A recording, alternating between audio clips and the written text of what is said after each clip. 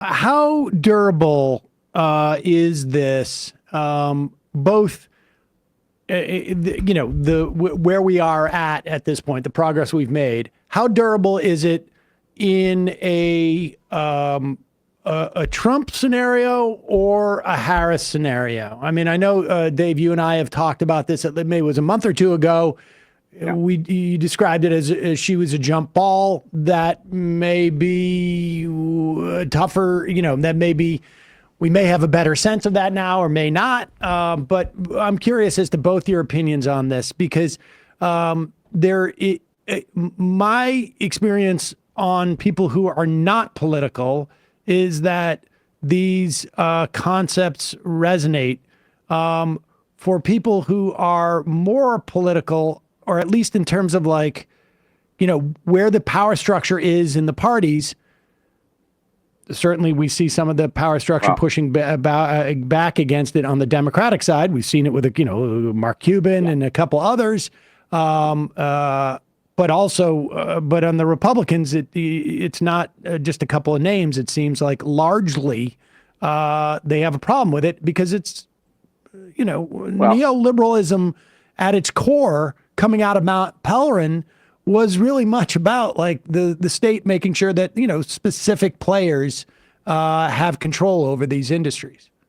I mean, we may disagree, but I want to hear what Matt has to say about this. To me, a Trump presidency is going to be a resumption of kleptocracy. That was the dominant feature, in my view, of the first Trump administration. We heard his comments yesterday. He was asked if he wants to break up Google, and he said, Google's we played really that right before you came on. Did you? Yeah, he's really mean to me. Google is mean to me, and they should be nicer. Well, also, what happened in Virginia with the voting? Well, forget the Virginia thing's silly. But the point is that he's basically saying Google needs to pay tribute. They'll be fine as long as they pay tribute. And I think that's how generally a Trump administration would be structured.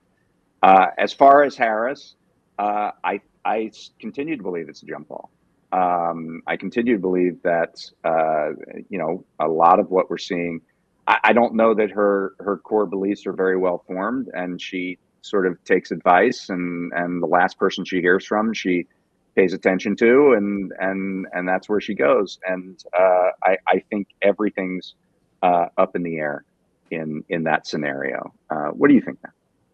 So I would look at ranges, right? Because we don't know what's going to happen. So Trump could be a kleptocracy. I think that's the optimistic scenario.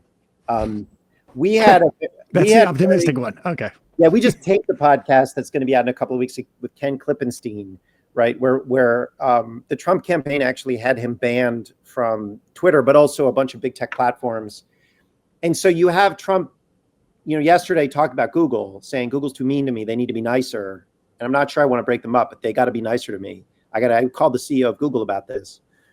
And then you have his campaign actually censoring not just Ken, but anybody that linked to his site over him putting up some basically public information about JD Vance. So that's really disturbing and indicates to me there is a, authoritarian possibility that's somebody who's explicit about wanting to control, choke points in communications for overt political purposes is dangerous in a way that I don't think we've seen before. Fortunately, these titans of corporate power are so bold and brave that they would never kowtow to someone like that. You say that, and they're not, obviously, but there is enough, I think.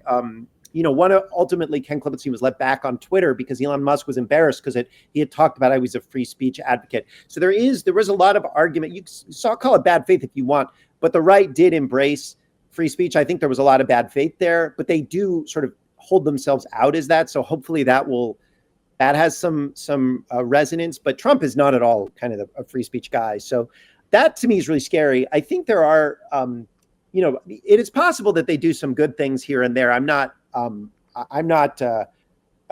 that out. JD Vance's track record in Congress has some, regulating railroads and some Wall Street stuff. And so I'm not really that, but yeah, I don't think we're looking at a revival of genuine economic populism under Trump. In terms of Harris, I'm not much more pessimistic than Dave, because I was listening to her last night on her interview with Charlamagne the God. I'm sorry, you're not, or you are? I'm more pessimistic. Okay. Yeah, he's definitely more. I listened to her, and she was talking about how, access to capital for small business is really important, and said that they've worked with banks and large tech companies to facilitate that. And I don't think that, while I don't think she has strong views on what to do about the economy, because I don't think she's ever thought about it, she has very strong instincts about who to listen to. And those are not, those are monopolists, right? And rich people. I think the most Tony West and Dunn and someone told the New York Times, someone from Kamala's world told the New York Times, in a profile of Kamala's close friendship with Laurene Powell Jobs, the billionaire widow of Steve Jobs, who is very angry at all of the anti-big tech talk, that one of the things they bonded over is their shared celebrity dermatologist, right? And I'm looking at that and I'm like, this is not someone who has populist instincts, right? And I think Kamala's also she's going to be a very weak president, because she wasn't chosen in a credible process. And she doesn't really know what to do. And I think that you have a lot of members of Congress, moderates and progressive, who have come out and said, we don't like the donors that are telling you to fire Lina Khan. We support what Lina Khan is doing. So this is why, by the way, this is where we reconcile this. I mean, this is why I think it's going to be a jump ball, because there are cross pressures that are going to be on Harris.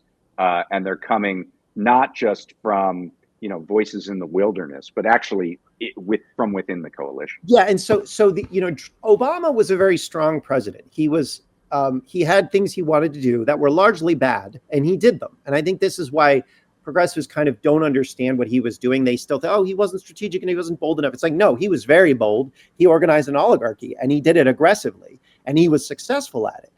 I don't think and he was strong in part because he had such an electoral mandate, and he had people around him who were so cohesive. He was surrounded by Froman's people, and they all had one vision, essentially. He backed them, right? Like Tim Geithner.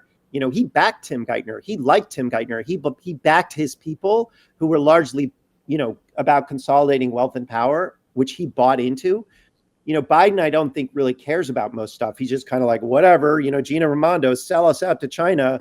And meanwhile, Catherine Tai, go attack China. I don't care, whatever. I'm going to focus on my foreign policy stuff, because that's what I care about. And I think that Kamala Harris doesn't have, she's just kind of like a set of talking points disguised as a candidate. I don't think she has a clear view of what to do. And she also doesn't have the legitimacy of winning a primary. And that's I don't know what she does, because, it's not, hopefully more power will flow to Congress, because I think Congress is closer to the public and closer to the people. I think people in Congress have better ideas. And hopefully she keeps, some of the Biden holdovers, and hopefully there's more kind of learning in the party. That's the best case scenario. But regardless, I'm pretty optimistic about the anti-monopoly populism, because it's not really coming from the political world. It's actually coming from the business world and from the labor world. And I think that's fundamentally more powerful when you have a popular source of legitimacy. And this is why we think this is a good moment to launch this podcast, right? Because, if we thought, okay, no matter what the outcome of the election is, there's doom ahead, we wouldn't have started a podcast 1 month before the election. We think that this movement is really important to be studied and chronicled, and we're excited to keep doing it. Let me just ask you one final question in this regard, because one of the things that I think, over the years, I mean, Matt, you mentioned, we've been, the three of us have been doing, some form of this for 20 years now. One of the things that I understand is that the administration gets in there They have a finite amount of sort of like mental and political resources. And essentially, where they choose to deploy this is both a function of how much the principal cares about it and how much it's going to cost, essentially. So that if, let's say protecting Alina Khan, or at least this is that much, it would exact that much of a price, right? Like that the next person coming in would have to deal with this or whatnot. It becomes more likely that they say, we'll put this on the back burner and we'll deal with this because there's so many other fires. I mean, is that your sense of how this works? No, I think that it's a choice, right? So in the Obama administration, one of his real weaknesses was he centralized policymaking in the White House. And so pretty much everything in the administration came to the White House through an interagency process where Susan Rice would be mean to people and then they would make a decision about what to do. And what that means is that every cabinet agency is basically paralyzed for most of the time because you bottleneck things. That was not how the New Deal worked. Franklin Delano Roosevelt basically let people do what they wanted. He appointed a bunch of like populists and real people who didn't agree with each other. And then when problems would bubble to him, he would deal with them or he would see something that he wanted to take on. But, that was how Bill Clinton worked too, although he did it with neoliberals. So the choice of how to run your administration is a choice. You don't have to centralize. Biden kind of lets people do whatever, right?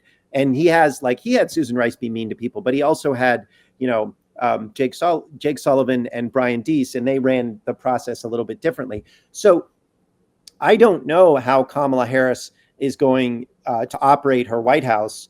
I don't think we know. I don't think she knows. I don't think they haven't chosen a chief of staff yet. I mean, if they choose someone who's an aggressive centralizer and has certain strong views, then that's likely to kind of move the administration in that particular direction. And it's also going to bottleneck and slow things. If it's kind of more chaotic and just like people go do what they want, and she doesn't really care about like negative press, which is kind of how Biden was, and like FDR found negative press kind of amusing, and so did actually Trump. Like that, these are all choices, right? So the idea of a finite amount of political capital is a real kind of silly Rahm Emanuel kind of way to think about things that is actually just about centralizing power. And by paranoid weirdos who think that, Politico profiles are the only thing that matters. And David, do you agree with that assessment? For instance, why hasn't Biden done something about Louis DeJoy? I mean, is it just it's just not post office, right? Yeah. How long you been working with him? You don't know that? No, I'm just saying that for your listeners. Oh, so yeah, no, our listeners know that. Okay. When doing Dayen's on, we know we're talking about with Louis DeJoy. But why not? Why not expend the effort on that? Is it just it's too much work? Well, Biden is. I mean, yes, it is too much work for Biden. I mean, he doesn't have typically strong views about things like that, and if somebody wanted to make an effort on that, he might not say no, but he's not going to initiate that. Okay. So, yeah, I mean, I do agree that, how the White House will be structured is going to be really important. I can tell you on reporting on Harris when she was Attorney General, it was very centralized, that it was very bottlenecked, that everything went through a very small group of advisors because she was very sensitive to being, and I think this shows in the campaign too, very sensitive to being characterized in one way or another. That's probably a negative version of what Matt's talking about. But, I also think that it's one thing when you're doing that through a state attorney general's office that doesn't have a lot of cross pressure.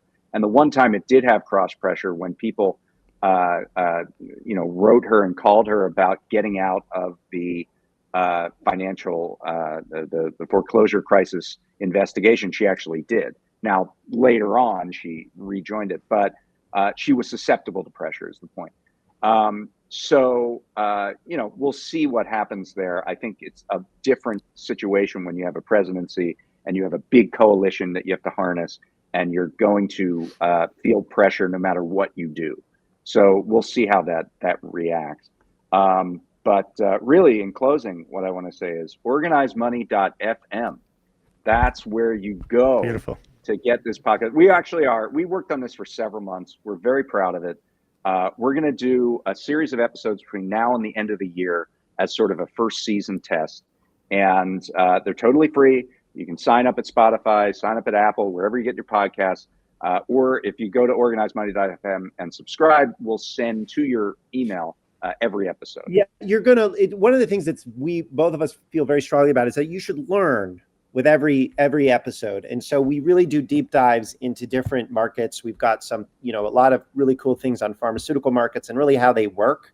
Why medicine is priced the way it is, how you can get it. We're looking at baby formula, what's happened since then with a really cool entrepreneur who's in that space. We have this is a different kind of show. I think you'll come out of it and you'll, with real tangible knowledge about how a certain part of the economy works from somebody who's, who works in it, who's trying to innovate there, or who writes about it, or really has discrete knowledge. It's not gonna be theoretical nonsense. It'll be this is why you can sell baby formula or why you can't, right? And here are the rules and regulations we have to follow, and here's what should be changed. Well, I can't wait to watch John Oliver's reiteration of what you're or doing the New York every Times. week. Congratulations. Didn't the New York Times republish something that you wrote today? What was it? Me? Yeah, I know. If there was some sort of store, I forget what it is. I meant to congratulate That you. happens all the time. Yeah, just rewriting the prospect.